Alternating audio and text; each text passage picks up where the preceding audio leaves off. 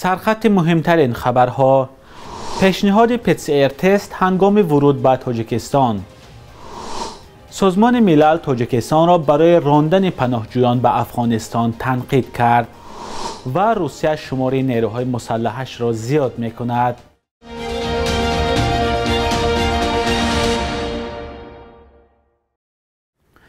درود بیننده عزیز، با امید روز و روزگاری خوش برای شما برنامه نوید بامدادی را شروع میکنیم. امروز 26 آگوست است. پیشنهاد معلوماتنامه درباره گرفتار نبودن به کووید 19 یا PCR تست هنگام ورود با هواپیما به تاجیکستان دوباره حتمی کرده شد. بر اساس قرار ستاد جمهوری مقابله با کووید 19 شهروندان کشورهای خارجی هنگام ورود به تاجیکستان از طریق فرودگاه‌ها باید PCR تست و یا شهادتنامه درباره واکسینه شدن پیشنهاد کنند. در قرار ستاد آمده است این تصمیم به خاطر افزایش بیماری سرایتی کووید 19 در اکثر کشورهای جهان گرفته شده است. هفته‌های اخیر آمار گرفتاری به کووید 19 در کشورهای منطقه از جمله در روسیه دوباره رو به افزایش نهاد. با وجود چندین نتیجه‌های مثبت تشخیص در داخل تاجیکستان، وزارت تندرستی از حالت‌های نوی سرایت به کرونا ویروس خبر نداده است. چاره‌های سخت بهداشتی هنگام ورود به تاجیکستان سال گذشته مرحله به مرحله بیکار شد. در قرار ستاد مقابله با کووید 19 آمده است حتمی شدن پیشنهاد معلوماتنامه درباره بیمار نبودن موقتی بوده و با به گردیدن وضعیت از بین برده می شود. سازمان ملل از اخراج پناهجویان افغانستانی از تاجیکستان اظهار نگرانی جدی کرده از مقامات خواسته است به این کار پایان دهند. کمیسریت عالی سازمان ملل روز 25 آگوست در اظهارات هشدار داد که مجبوری به کشورشان برگرداندن افرادی که از تعقیب فرار کردند غیر قانونی بوده جان آنها را زیر خطر می‌گذارد. در اظهارات کمیسریت عالی سازمان ملل آمده است با وجود دخالت آنها روز 23 آگوست 5 عضو یک خانواده از جمله 3 کودک و مادر آنها به افغانستان برگردانده شدند. مسئولان این نهاد سازمان ملل مشخصا نگفتند که هفته اخیر چند نفر از پناهندگان افغانستانی به کشورشان بازپس گردانده شدند. منابع آزادی از اخراج 9 شهروند افغانستان خبر دادند ولی گفتند این تعداد میتواند زیادتر باشد. پیوندان بعضی از مهاجران ادعا کردند که بعضی آنها کارت پناهندگی سازمان ملل را داشتند. در اظهارات کمیسریت عالی سازمان ملل مشخصا نآمده است که چند شخص اخراج شده مقام پناهندگی داشتند. کمیسریت عالی سازمان ملل در امور گریزگان در اظهاراتش گفته است از سال 2021 به این طرف حادثه های زیادی بازداشت گریزه ها، برگرداندن مجبوری و به کشور راه ندادن شخصان به حمایت بین المللی نیاز داشته را ثبت کرده است. مقامات به مسئله اخراج مهاجران افغانستانی و اظهارات سازمان ملل واکنش نکردند. در تاجیکستان بیش از 10,000 پناهجوی افغانستانی به سر میبرد. ساکنان جماعت شنگ در شهر پنجکن از زیان یک کارگاه استحصال آهک در اطراف دهه‌هایشان شکایت دارند. این کارگاه 10 سال پیش از جانب سرمایه‌گذاران چین ساخته شده و شبانه روز به استحصال این نوع محصولات ساختمانی مشغول است. باشندگان اطراف آن میگویند حالا دود و غبار و پرتوهای آن به محیط زیستشان تاثیر رسانده باعث کاهش یافتن حاصل کشاورزیشان گردیده است.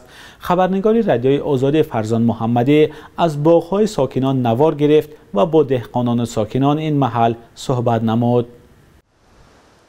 بابا شاهنظر، ساکن 60 ساله دهه رشنه پایان شهر پنجکن در دامنک‌های این منطقه سالهاست که به باغ‌پروری مشغول است و در حدود 10 ساتق زمین و در اطراف یک کارگاه استحصال آهک چینی تبارها از حاصل درخت و زراعتکاری‌ها زندگیش را می‌گذراند.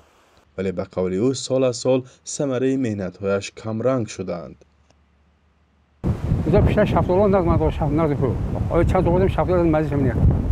شیرینی اختشنی نقدانی همین دو تا خلاف خودم اینجا اومده زیر میخوام دو تا سلام دو تا اینجا خلاف دو همین تاثیر روی زبان دیگه انچه اثر میکنه بیشتر اول پیش زبان نمون نقد بیشتر کم دیگه حال کم میکنه همین در همین یه سیب هست فقط دونش کم داره. دهه رشنه پایان در 60 کیلومتری شهر پنجکن و در دامن کوه‌ها جایگیر شده است.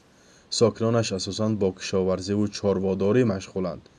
ولی بعد آنکه صاحبکاران چینی سهمیه‌های کارخانه طلای زرافشان را خریدند، در این اطراف یک سیخ استحصال آهک را نیز به کار انداختند.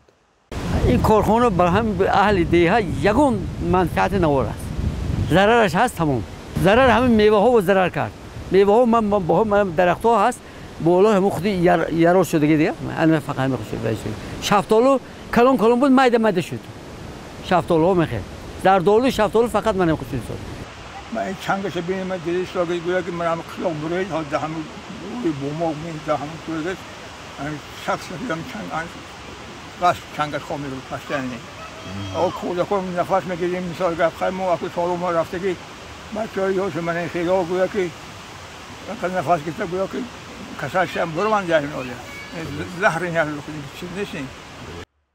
ساکنان این دهه دوردست میگویند در اول از آغاز فعالیت این کارگاه خوشبین بودند که احتمال دهها باشندگان اطراف را با کار تامین میکنند. ولی حالا میگویند نه جای کار بلکه بیشتر زیانش را میبینند.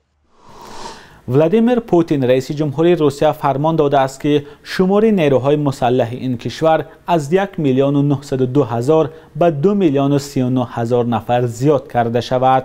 فرمان پوتین که روز 25 آگوست امضا شد از ماه ژانویه سال 2023 به اجرا می درآید. این تصمیم پس از 7 ماه تجاوز مسکو به خاک اوکراین و در پس منظر گزارش‌های تصدیق نشده درباره تلفات قابل ملاحظه نیروهای مسلح روسیه گرفته می شود. روسیه ممکن است تا آخر هفته جاری از برگزاری رایپرسی‌ها در حدودهای غصب شده اوکراین خبر دهد. در این باره مشاور کاخ سفید آمریکا در امور امنیت ملی جان کیربی اطلاع داد. به اطلاع دریافتی آمریکا انتظار دارد که مسکو نتیجه های رایپرسی را تقلب و اعلان خواهد کرد که ساکنان حدودهای غصب شده از پیوستن به روسیه جانب دارند. آخر ماه فوریه امسال روسیه قریب تمام ولایت لوهانسک اینچنین قسم زیادی دنیسک، خرسون و زاپاروژه اوکراین را غصب کرد.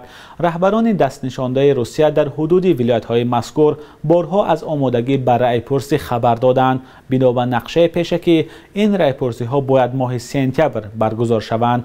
ولادیمیر زلنسکی رئیس جمهوری اوکراین گفت در صورت برگزاری رایپرسی‌ها احتمال گفتگوها با روسیه کاملا از بین می‌رود. بخش یک روز تاریخ را همکارم خرامان بقازاده تقدیمتان می کند که مهمترین تحولات تاریخی در روز 26 آگوست را فرا می گیرد.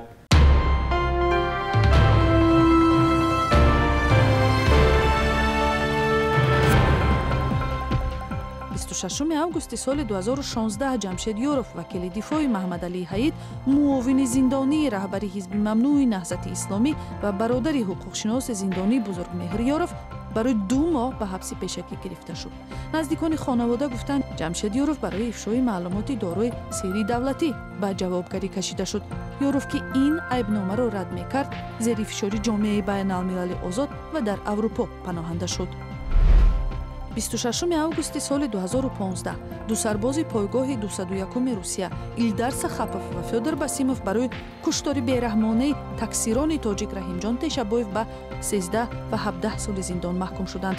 қатли бераҳмонае ки ҷомеаи Тоҷикистонро такон дод зимни баҳс сари пул ба амал омадааст. низомиёни рус барои адои ҷазо ба Русия интиқол ёфтанд. 26 августи соли 2017 созмони милали муттаҳид аз Тоҷикистон хост ки талаботи табъизомези арӯсӣ бо духтарони тоҷик барои хориҷиҳо бекор карда шавад. Тоҷикистон мегӯяд бо ҳадафи ҳимояти ҳуқуқи бонувони тоҷик аз домодҳои хориҷӣ пеш аз арӯсӣ харидани хонаву таъминоти молиро тақозо мекунанд ва бо ин роҳ аз истисмори шаҳвонии занон ҷилавгирӣ мешавад. قرب روبل روسیه و هم دلار آمریکایی شبانه روز گذشته در تاجیکستان تقریباً بی تغییر بود. صبح امروز در بانک‌های تجارتی تاجیکستان 1000 روبل روسیه به 166 سومانی برابر است. 100 دلار آمریکایی باشد تا 1013 سومانی عوض می شود. قرب رسمی بانک ملی تاجیکستان برای امروز 26 آگوست چنین تعیین شده است.